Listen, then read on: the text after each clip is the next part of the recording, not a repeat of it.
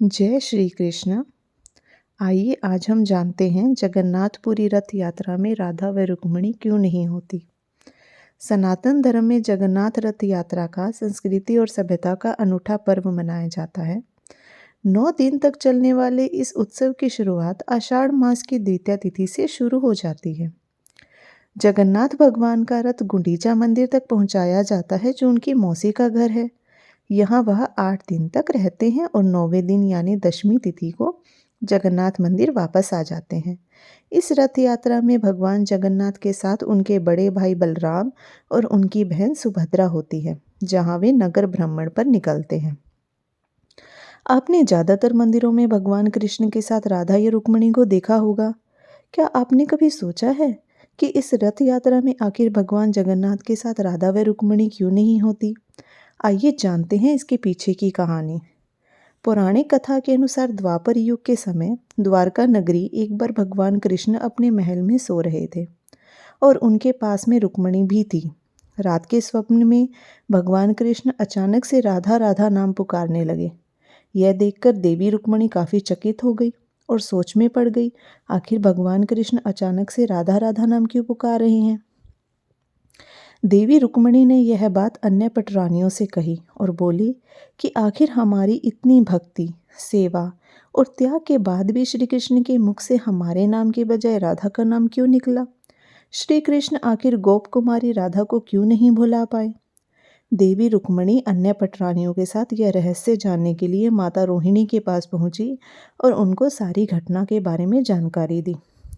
माता रोहिणी को भगवान कृष्ण और राधा की लीलाओं के बारे में जानकारी थी, लेकिन फिर भी वह बातों को टाल मटोल करने लगी।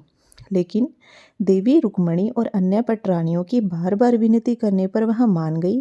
तब उन्होंने कहा कि पहले द्वार पर सुभद्रा को बिठा दो, ताकि कृष्ण, बलराम या अन्य कोई भी व्यक्ति अंदर न आए। इसके बाद माता रोहिणी ने कृष्ण राधा की लीलाओं के बारे में बताना शुरू किया। कुछ समय बाद सुभद्रा ने देखा कि उनके भाई बलराम और कृष्ण माता के कमरे की ओर चले आ रहे हैं। तब सुभद्रा ने किसी बहाने से उनको कमरे के अंदर जाने से रोक दिया, लेकिन कमरे के दरवाजे पर भी श्री कृष्ण, बलराम और सुभद्रा को कृष्ण राधा की रासलीला का प्रसंग सुनाई दे रहा था। राधा कृष्ण के अद्भुत प्रेम व भक्ति भावना को सुनकर तीनों को आनंद आने लगा और उनकी रासलीलाओं को याद करने लगे। कृष्ण व बलराम के अंग अंग में अद्भुत प्रेम रस का उद्भव होने लगा और उनकी बहन सुभद्रा भी विह्वल होने लगी। इस अवस्था में पहुंचने के बाद उनके शरीर गलने लगे और उनके हाथ पैर अदृश्य हो गए। वहीं भगवान कृष्ण में राधा की छवि साफ नजर आने लगी, जैसे 2 आत्माएं एक शरीर में रह रही हों। यह भी कहा जाता है कि राधा कृष्ण के प्रसंग को सुनकर सुदर्शन चक्र भी गलकर लंबे आकार में हो गया। यह गोप कुमारी राधा के महाभाव का ही प्रभाव था, जो उस समय गौरवपूर्ण दृश्य बन रहा था। इसी दौरान नारद मुनि वहां से गुजर रहे थे और उन्होंने तीनों भाई बहन के अलौकिक स्वरूप के दर्शन कर अभिभूत हो गए। साथ में कृष्ण के साथ नजर आ रही राधा रानी को भी प्रणाम किया, लेकिन तीनों नारद को देखकर अपने मूल स्वरूप में वापस आ गए कि नारद जी ने इस दृश्य को न देखा हो। लेकिन नारद मुनि ने तीनों से प्रार्थना की, जिस तरह मैंने आपके इस स्वरूप के दर्शन किए, उसी स्वरूप में सभी भक्त आपके दर्शन करें। भगवान ने नारद मुनि की बात मान ली और तथास्तु कह दिया।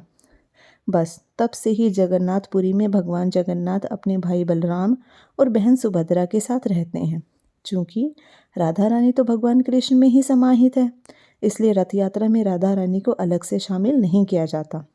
वहीं देवी रुक्मिणी माता रोहिणी के साथ इस प्रसंग को सुन रही थी, इसलिए वह रथ यात्रा में शामिल नहीं होती। जय श्री कृष्णा। जय श्री राधा रानी।